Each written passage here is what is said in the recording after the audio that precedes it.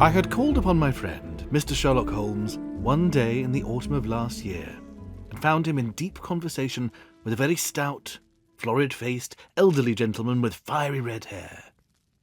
With an apology for my intrusion, I was about to withdraw, when Holmes pulled me abruptly into the room and closed the door behind me. "You could not possibly have come at a better time, my dear Watson," he said cordially. "Oh, I was afraid that you were engaged." "So I am. Very much so." "Then I can wait in the next room." "Not at all.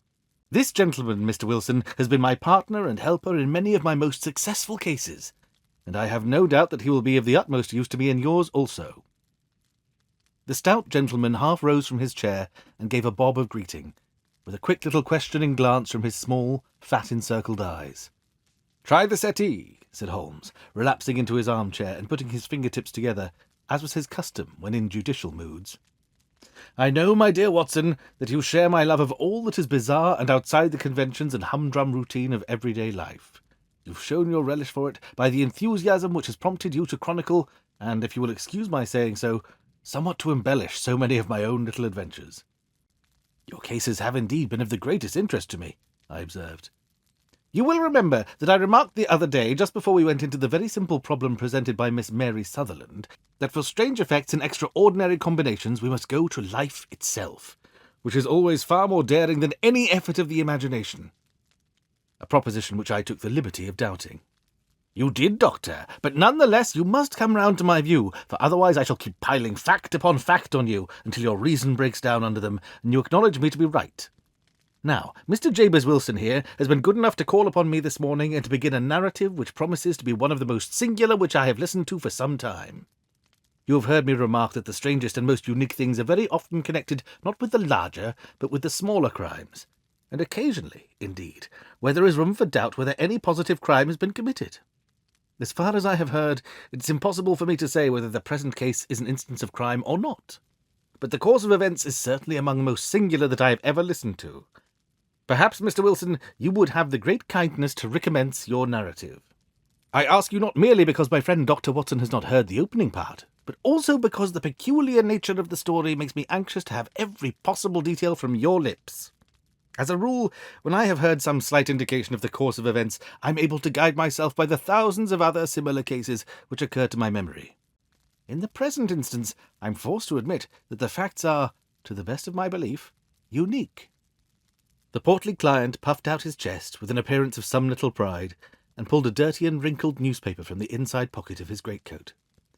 As he glanced down the advertisement column, with his head thrust forward and the paper flattened out upon his knee, I took a good look at the man, and endeavoured, after the fashion of my companion, to read the indications which might be presented by his dress or his appearance. I did not gain very much, however, by my inspection.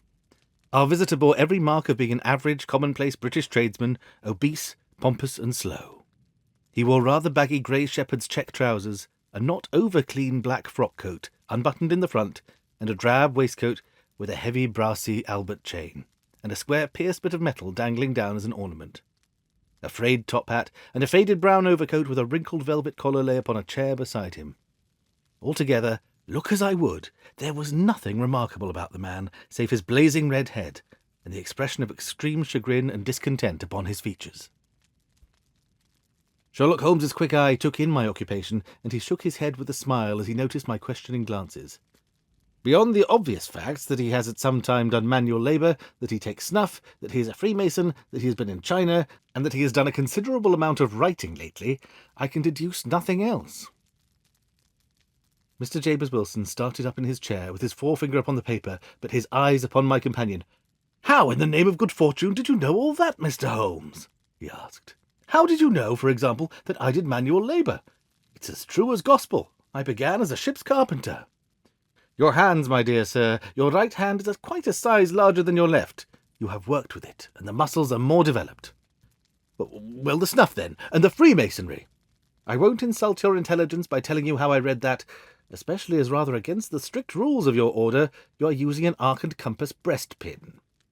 "Ah, of course, I forgot that. But the writing? What else can be indicated by that right cuff so very shiny for 5 inches, and the left one with the smooth patch near the elbow where you rest it upon the desk?" "Well, but China?" The fish which you have tattooed immediately above your right wrist could only have been done in China. I have made a small study of tattoo marks and have even contributed to the literature of the subject. That trick of staining the fish's scales of a delicate pink is quite peculiar to China. When, in addition, I see a Chinese coin hanging from your watch chain, the matter becomes even more simple." Mr. Jabez Wilson laughed heavily. "Well, I never," said he. "I thought at first you had done something clever, but I see that there was nothing in it after all." "I begin to think, Watson," said Holmes, "that I make a mistake in explaining omne ignotum pro magnifico. You know, and my poor little reputation, such as it is, will suffer shipwreck if I am so candid. Can you not find the advertisement, Mr. Wilson?" "Oh, yes, I've got it now," he answered, with his thick red finger planted halfway down the column. "Here it is. This is what began it all. You just read it for yourself, sir." I took the paper from him and read as follows. "To the Red-Headed League. On account of the bequest of the late Ezekiel Hopkins of Lebanon, Pennsylvania, USA, there is now another vacancy open which entitles a member of the League to a salary of £4 a week for purely nominal services. All red-headed men who are sound in body and mind and above the age of 21 years are eligible. Apply in person on Monday at 11 o'clock to Duncan Ross at the offices of the League, 7 Pope's Court, Fleet Street." "What on earth does this mean?" I ejaculated, after I had twice read over the extraordinary announcement. Holmes chuckled and wriggled in his chair, as was his habit when he was in high spirits. "It is a little off the beaten track, isn't it? And now, Mr. Wilson, off you go at scratch and tell us all about yourself, your household, and the effect which this advertisement had upon your fortunes. You will first make a note, Doctor, of the paper and the date. It's the Morning Chronicle of April 27th, 1890, just 2 months ago. Very good. Now, Mr. Wilson?" "Well, it's just as I have been telling you, Mr. Sherlock Holmes," said Jabez Wilson, mopping his forehead. "I have a small pawnbroker's business at Coburg Square near the city. It's not a very large affair, and of late years it has not done more than just give me a living. I used to be able to keep 2 assistants, but now I only keep 1, and I would have a job to pay him, but that he is willing to come for half wages so as to learn the business." "What is the name of this obliging youth?" asked Sherlock Holmes. "His name is Vincent Spaulding. He is not such a youth either. It's hard to say his age. I should not wish a smarter assistant, Mr. Holmes, and I know very well that he could better himself and earn twice what I am able to give him. But after all, if he's satisfied, why should I put ideas in his head?" "Why, indeed? You seem most fortunate in having an employee who comes under the full market price. It is not a common experience among employers in this age. I don't know that your assistant is not as remarkable as your advertisement." "Oh, he has his faults, too," said Mr. Wilson. "Never was such a fellow for photography. Snapping away with a camera when he ought to be improving his mind, and then diving down into the cellar like a rabbit into its hole to develop his pictures. That's his main fault. But on the whole he's a good worker. There is no vice in him." "He is still with you, I presume?" "Yes, sir.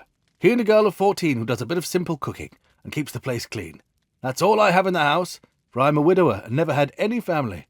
We live very quietly, sir, the 3 of us, and we keep a roof over our heads and pay our debts if we do nothing more. The first thing that put us out was that advertisement. Spaulding, he came down into the office just this day, 8 weeks, with this very paper in his hand, and he says, 'I wish to the Lord, Mr. Wilson, that I was a red-headed man.' 'Why that?' I asks. 'Why,' says he, 'here's another vacancy on the League of Red-Headed Men. It's worth quite a little fortune to any man who gets it, and I understand that there are more vacancies than there are men, so that the trustees are at their wits' end with what to do with all the money. If my hair would only change colour, here's a nice little crib all ready for me to step into.' 'Why, what is it then?' I asked. You see, Mr. Holmes, I am a very stay-at-home man, and as my business came to me instead of my having to go to it, I was often weeks on end without putting my foot over the doormat. In that way I didn't know much of what was going on outside, and was always glad of a bit of news." "Have you never heard of the League of Red-Headed Men?" he asked, with his eyes open. "Never. Why, I wonder at that, for you are eligible yourself for one of the vacancies." "And what are they worth?" I asked. "Oh, merely a couple of hundred a year, but the work is slight, and it need not interfere much with one's other occupations." Well, you can easily think that made me prick up my ears, for the business has not been over good for some years, and an extra couple of hundred would have been very handy. "Tell me all about it," said I. "Well," said he, showing me the advertisement, "you can see for yourself that the League has a vacancy, and there is the address where you should apply for the particulars. As far as I can make out, the League was founded by an American millionaire, Ezekiel Hopkins, who was very peculiar in his ways. He was himself red-headed, and he had a great sympathy for all red-headed men, so when he died, it was found that he had left his enormous fortune in the hands of trustees, with instructions to apply the interest to the providing of easy berths to men whose hair is of that colour. From all I hear, it is splendid pay, and very little to do. But, said I, there would be millions of red-headed men who could apply. Not so many as you might think, he answered. You see, it really is confined to Londoners, and to grown men.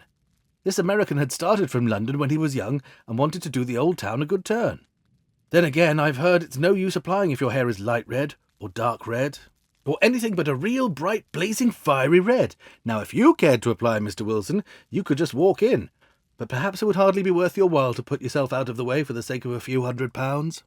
Now, it is a fact, gentlemen, as you may see for yourselves, that my hair is of a very full and rich tint, so that it seemed to me that, if there was to be any competition in the matter, I stood a good chance as any man that I had ever met. Vincent Spaulding seemed to know so much about it that I thought he might prove useful, so I just ordered him to put up the shutters for the day and to come right away with me. He was very willing to have a holiday, and so we shut the business up and started off for the address that was given us in the advertisement. I never hope to see such a sight as that again, Mr. Holmes. From north, south, east and west, every man who had a shade of red in his hair had tramped into the city to answer the advertisement. Fleet Street was choked with red-headed folk, and Pope's Court looked like a coster's orange barrow. I should not have thought there were so many in the whole country as were brought together by that single advertisement. Every shade of colour they were, straw, lemon, orange, brick, iris setter, liver, clay. But as Spaulding said, there were not many who had the real vivid flame-coloured tint. When I saw how many were waiting, I would have given it up in despair. But Spaulding would not hear of it. How he did it I could not imagine, but he pushed and pulled and butted until he got me through the crowd and right up the steps which led to the office. There was a double stream on the stair, some going up in hope and some coming back dejected, but we wedged in as well as we could and soon found ourselves in the office. "Your experience has been a most entertaining one," remarked Holmes, as his client paused and refreshed his memory with a huge pinch of snuff. "Pray continue your very interesting statement." Well, there was nothing in the office but a couple of wooden chairs and a deal table, behind which sat a small man with a head that was even redder than mine. He said a few words to each candidate as he came up, and then he always managed to find some fault in them which would disqualify them. Getting a vacancy did not seem to be such a very easy matter after all. However, when our turn came, the little man was more favourable to me than to any of the others. He closed the door as we entered, so that he might have a private word with us.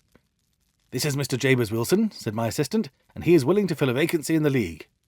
"And he is admirably suited for it," the other answered. "He has every requirement. I cannot recall when I have seen anything so fine." He took a step backwards, cocked his head on one side, and gazed at my hair until I felt quite bashful.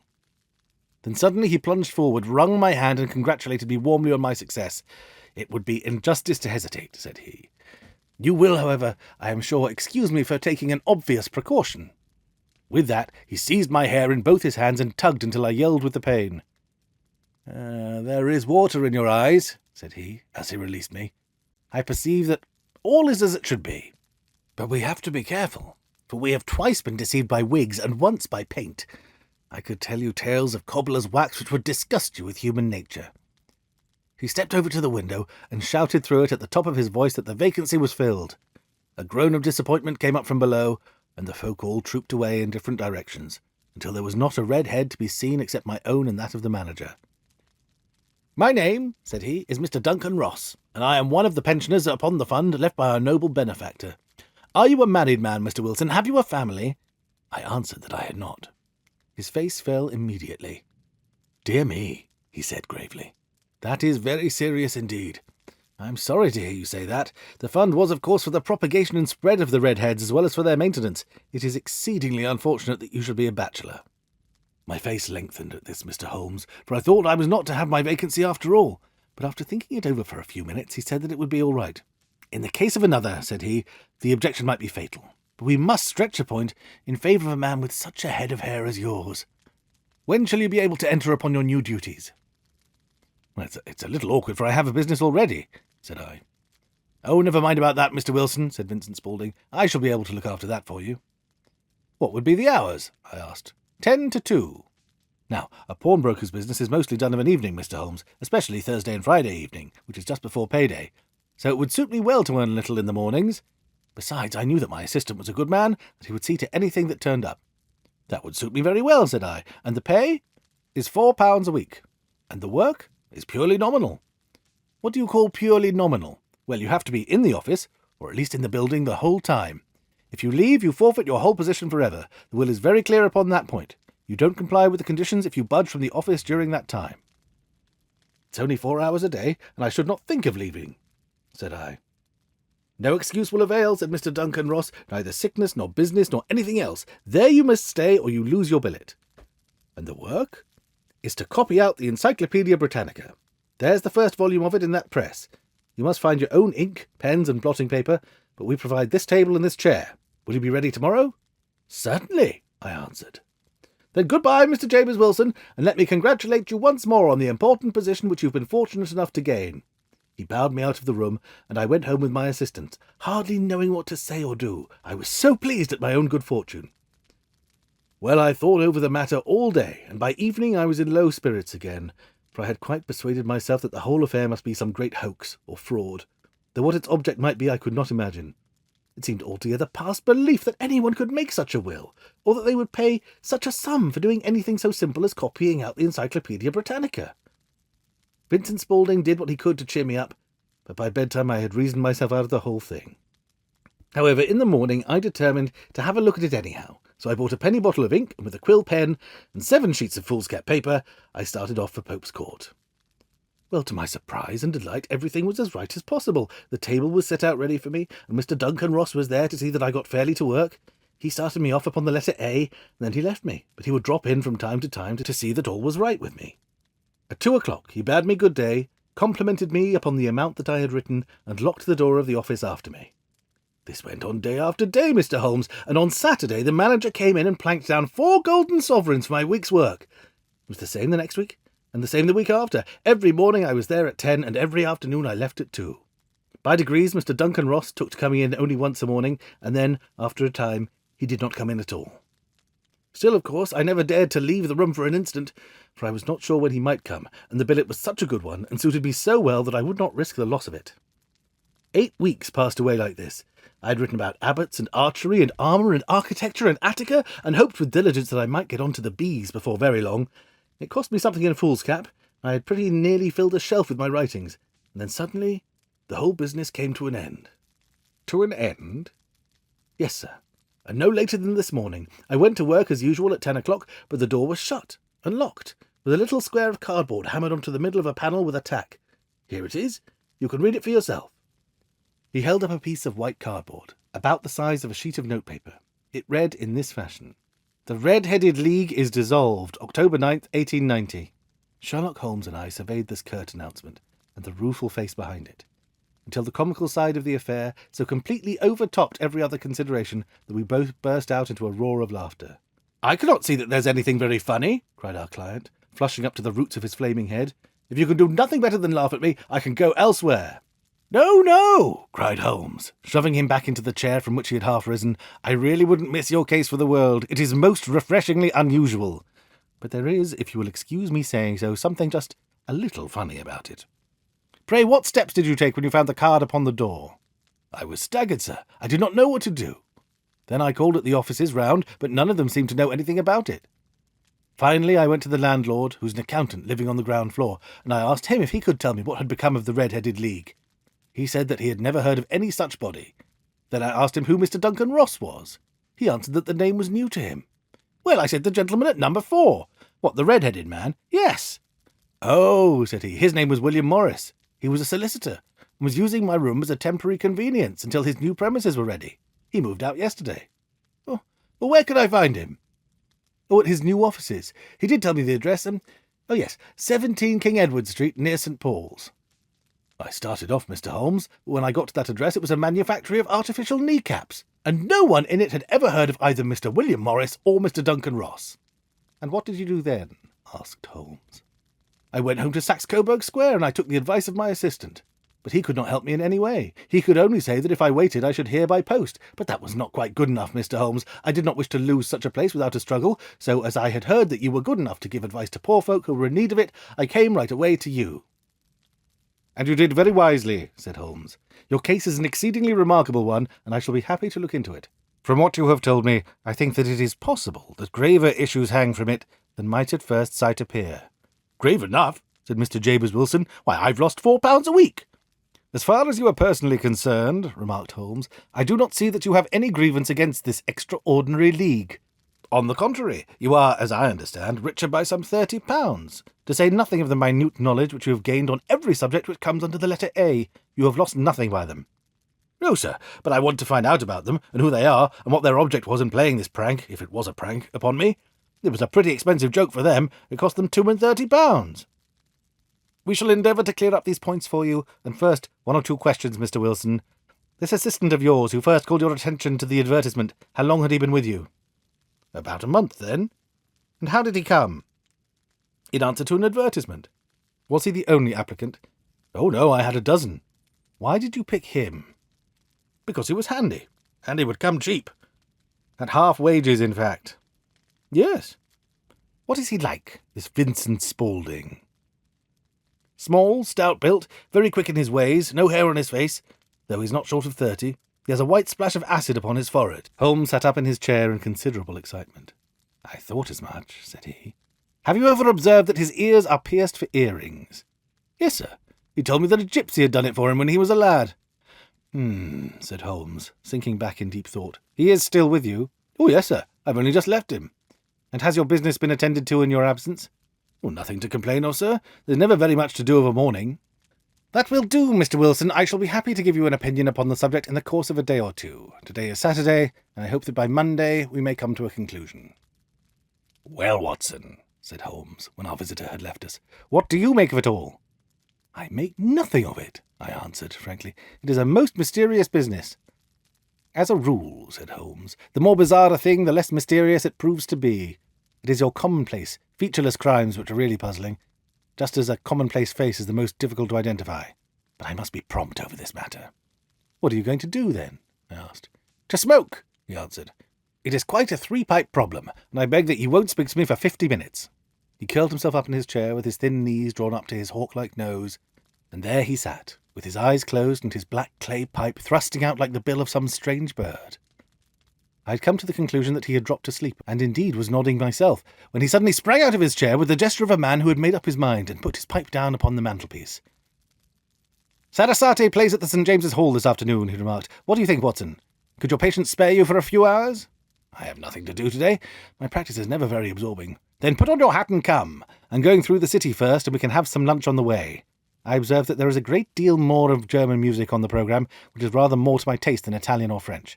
It is introspective, and I want to introspect. Come along." We travelled by the Underground as far as Aldersgate, and a short walk took us to Saxe-Coburg Square, the scene of the singular story which we had listened to in the morning. It was a poky little shabby-genteel place where 4 lines of dingy 2-storied brick houses looked out into a small railed-in enclosure, where a lawn of weedy grass and a few clumps of faded laurel bushes made a hard fight against a smoke-laden and uncongenial atmosphere.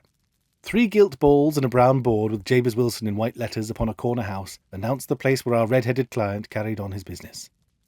Sherlock Holmes stepped in front of it with his head on one side and looked it all over with his eyes shining brightly between puckered lids.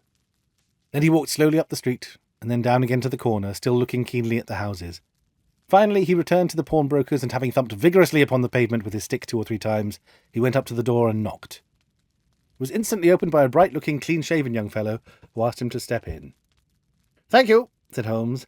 "I only wished to ask you how you would go from here to the Strand." "Third right, 4th left," answered the assistant promptly, closing the door.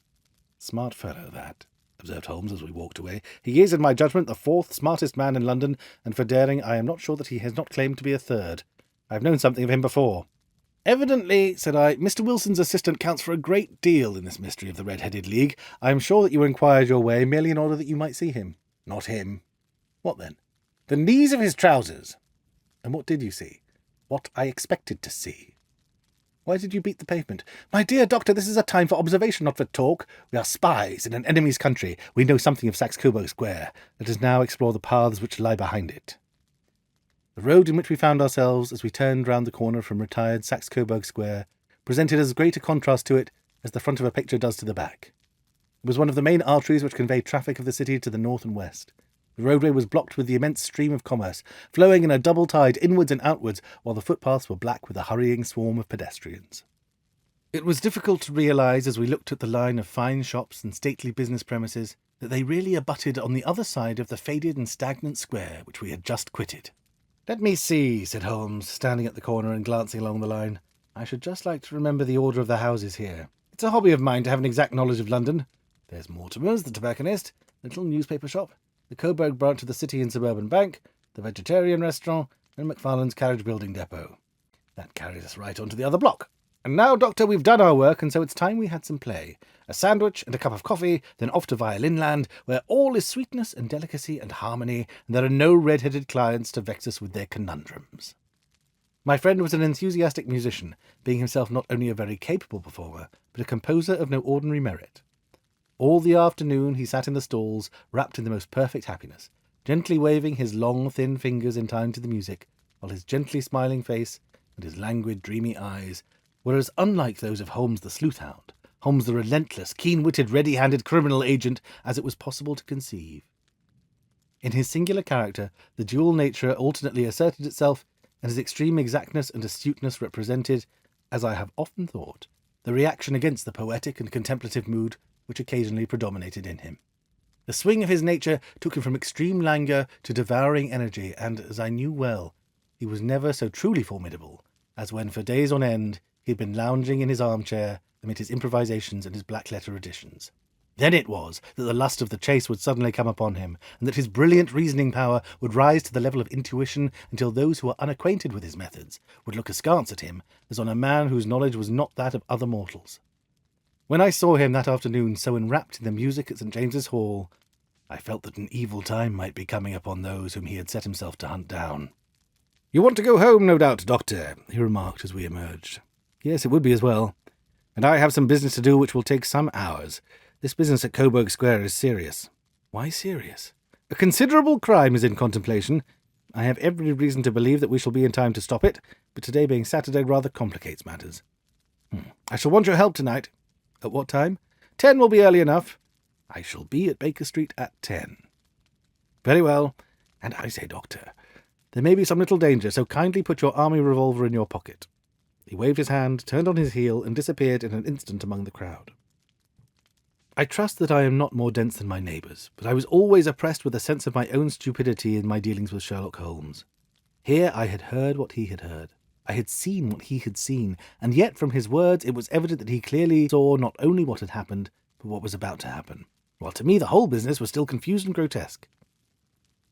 As I drove home to my house in Kensington, I thought over it all, from the extraordinary story of the red-headed copier of the encyclopedia down to the visit to Saxe-Coburg Square and the ominous words with which he had parted from me. What was this nocturnal expedition, and why should I go armed? Where were we going, and what were we to do? I had the hint from Holmes that this smooth-faced pawnbroker's assistant was a formidable man, a man who might play a deep game. I tried to puzzle it out, but gave it up in despair, and set the matter aside until night should bring an explanation.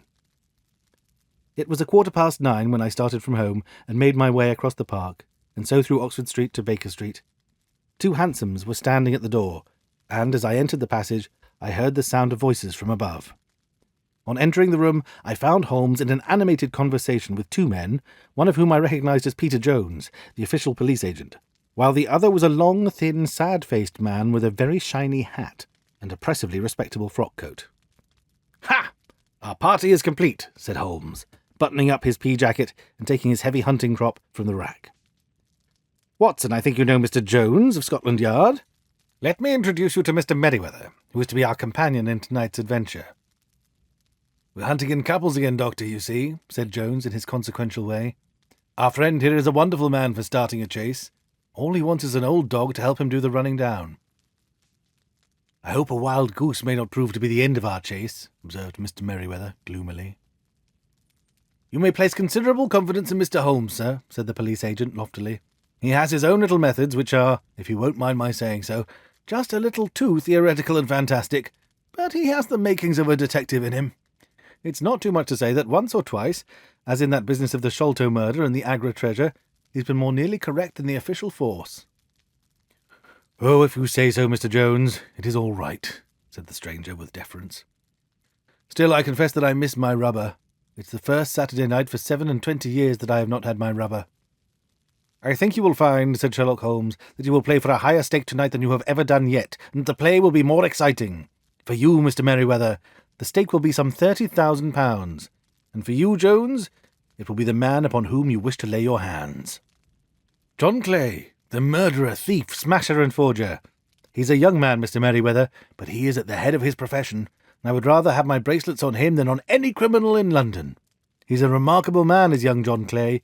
His grandfather was a royal duke, and he himself has been to Eton and Oxford. His brain is as cunning as his fingers, and though we meet signs of him at every turn, we never know where to find the man himself.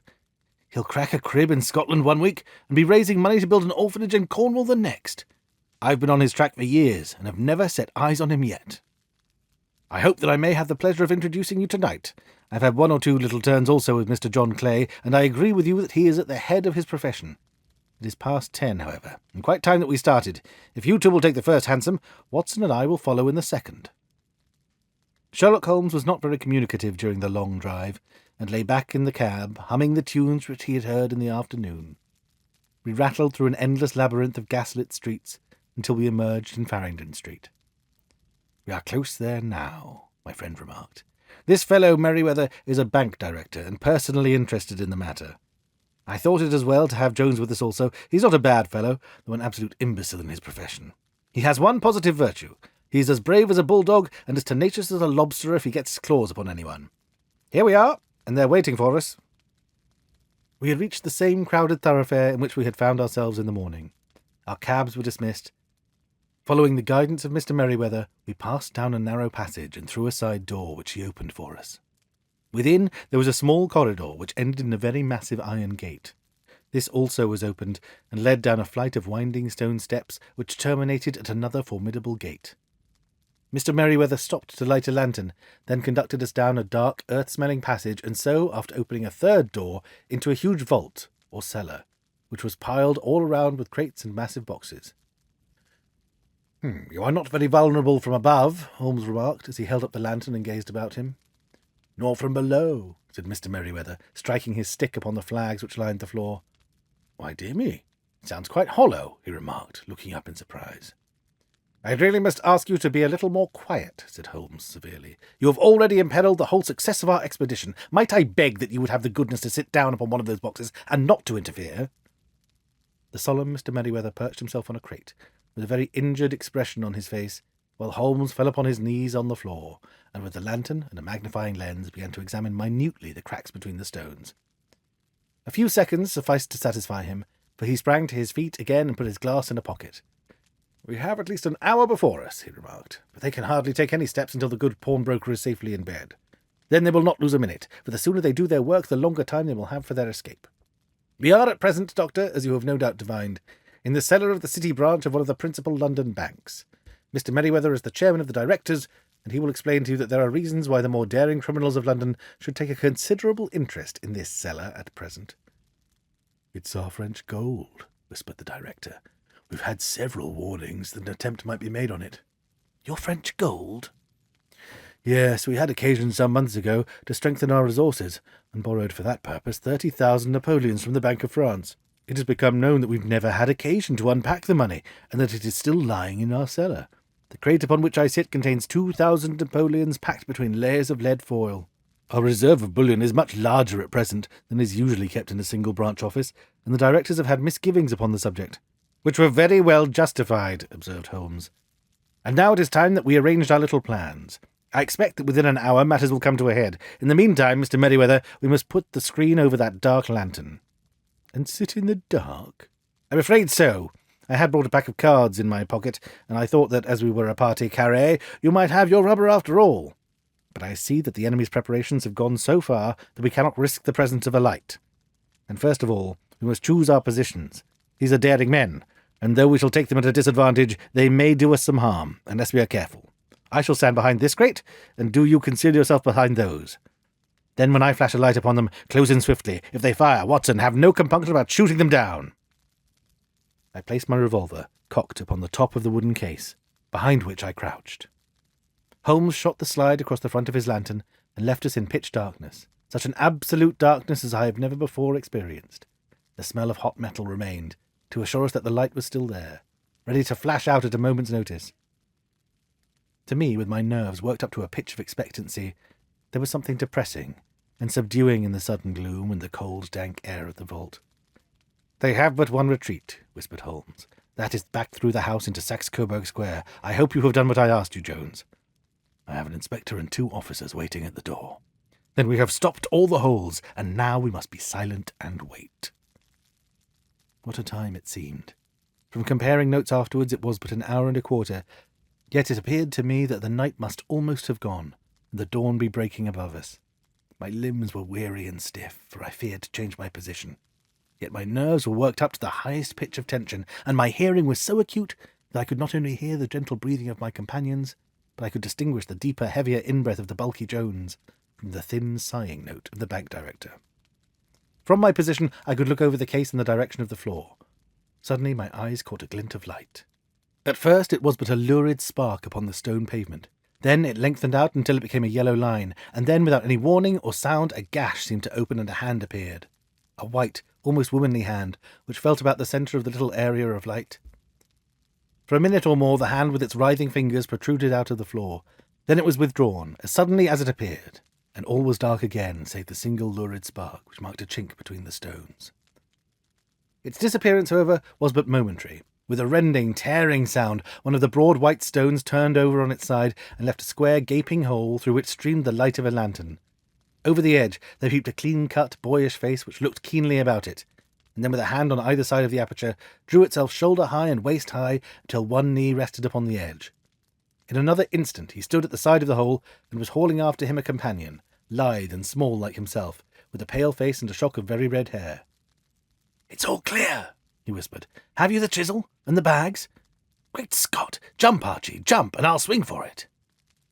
Sherlock Holmes had sprung out and seized the intruder by the collar. The other dived down the hole, and I heard the sound of rending cloth as Jones clutched at his skirts. The light flashed upon the barrel of a revolver, but Holmes' hunting crop came down on the man's wrist, and the pistol clinked upon the stone floor. "It's no use, John Clay," said Holmes blandly. "You have no chance at all." "So I see," the other answered with utmost coolness. "I fancy that my pal is all right, though I see you have got his coat-tails." "There are 3 men waiting for him at the door," said Holmes. "Oh, indeed. You seem to have done the thing very completely. I must compliment you." "And I you," Holmes answered. "Your red-headed idea was very new and very effective." "You'll see your pal again presently," said Jones. "He's quicker at climbing down holes than I am. Just hold out while I fix the derbies." "I beg that you will not touch me with your filthy hands," remarked our prisoner, as the handcuffs clattered upon his wrists. "You may not be aware that I have royal blood in my veins. Have the goodness also, when you address me, to always say sir and please." "All right," said Jones, with a stare and a snigger. "Well, would you please, sir, march upstairs where we can get a cab to carry your highness to the police station?" "That's better," said John Clay serenely. He made a sweeping bow to the 3 of us and walked quietly off in the custody of the detective. "Really, Mr. Holmes," said Mr. Merryweather, as we followed them from the cellar, "I do not know how the bank can thank you or repay you. There is no doubt that you have detected and defeated in the most complete manner one of the most determined attempts at bank robbery that have ever come within my experience." "I have had 1 or 2 little scores of my own to settle with Mr. John Clay," said Holmes. "I have been at some small expense over this matter, which I shall expect the bank to refund. Beyond that, I am amply repaid by having had an experience which is in many ways unique, and by hearing the very remarkable narrative of the Red-Headed League. You see, Watson," he explained in the early hours of the morning as we sat over a glass of whisky and soda in Baker Street, "it was perfectly obvious from the first that the only possible object of this rather fantastic business of the advertisement of the League and the copying of the encyclopedia must be to get this not over-bright pawnbroker out of the way for a number of hours every day. It was a curious way of managing it, but really it would be difficult to suggest a better. The method was no doubt suggested to Clay's ingenious mind by the colour of his accomplice's hair. The £4 a week was a lure which must draw him. What was it to them who were playing for thousands? They put in the advertisement, one rogue has the temporary office, the other rogue incites the man to apply for it, and together they managed to secure his absence every morning in the week. From the time that I had heard of the assistant having come for half wages, it was obvious to me that he had some strong motive for securing the situation." "But how could you guess what the motive was?" Had there been women in the house, I should have suspected a mere vulgar intrigue. That, however, was out of the question. The man's business was a small one, and there was nothing in his house which could account for such elaborate preparations, and such an expenditure as they were at. It must then be something out of the house. What could it be? I thought of the assistant's fondness for photography, and his trick of vanishing into the cellar. The cellar! There was the end of this tangled clue. Then I made inquiries as to this mysterious assistant, and found that I had to deal with one of the coolest and most daring criminals in London. He was doing something in the cellar, something which took many hours a day for many months on end. What could it be once more? I could think of nothing save that he was running a tunnel to some other building. So far I had got when we went to visit the scene of the action. I surprised you by beating upon the pavement with my stick. I was ascertaining whether the cellar stretched out in front or behind. It was not in front. Then I rang the bell, and as I hoped, the assistant answered it. We've had some skirmishes, but we had never set eyes on each other before. I hardly looked at his face. His knees were what I wished to see. You must have remarked how worn, wrinkled, and stained they were. They spoke of hours of burrowing. The only remaining point was what they were burrowing for. I walked round the corner, saw that the City and Suburban Bank abutted on our friend's premises, and felt that I had solved my problem. When you drove home after the concert, I called upon Scotland Yard and upon the chairman of the bank directors, with the result that you have seen. And how could you tell that they would make their attempt tonight? I asked. Well, when they closed their league offices, that was a sign that they cared no longer about Mr. Jabez Wilson's presence. In other words, that they had completed their tunnel. But it was essential that they should use it soon, as it might be discovered, or the bullion might be removed. Saturday would suit them better than any other day, as it would give them 2 days for their escape. For all these reasons, I expected them to come tonight. Oh, you reasoned it out beautifully, I exclaimed in unfeigned admiration. It is so long a chain, and yet every link rings true. It saved me from ennui, he answered, yawning. Alas, I already feel it closing in upon me. My life is spent in one long effort to escape from the commonplace of existence. These little problems help me to do so. And you are a benefactor of the race, said I. He shrugged his shoulders. Well, perhaps after all it is of some little use, he remarked. L'homme c'est rien, l'œuvre c'est tout, as Gustave Flaubert wrote to George Sand.